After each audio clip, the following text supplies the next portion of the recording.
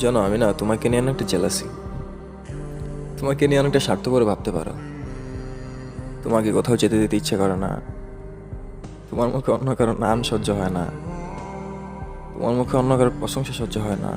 তোমার দিকে অন্য কেউ তাকাবে, তোমাকে নিয়ে অন্য কেউ কথা বলবে, এগুলো আমার সহ্য হয় না। জানো, তুমি কোথাও যাবে, তোমার দিক একটা ছেলে তাকিয়ে থাকবে, তুমি তার সাথে কথা বলবে, একটা ছেলে তোমার সাথে কথা বলতে আসবে, মানে মাথার মধ্যে নানান ধরনের চিন্তা ভাবনা, এগুলো না অনেকটা খারাপ লাগে। কারণ আমি তোমার নিয়ে অনেকটা জেলাসি, যার কারণে আমি তোমাকে কোথাও যেতে দিতে চাই না।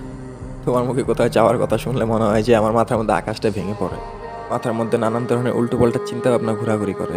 তোমার মুখে কোথাও যাওয়ার কথা শুনলে আচমকে আমার মন খারাপ হয়ে যায়। যেন এগুলা হয়তো বা তোমার কাছে একটা সমস্যার মতন হতে পারে যে হ্যাঁ, তুমি আমার এখানে যাইতে দাও না, ওইখানে যাইতে দাও না। কি করব? আমি তোমাকে নিয়ে যে অনেকটা স্বার্থপর, এখানের খারাপ লাগাটা আমি তোমার কাছে এক্সপ্লেন করতে পারবো না, ওই রকম ওয়ার্ড আমার কাছে নেই।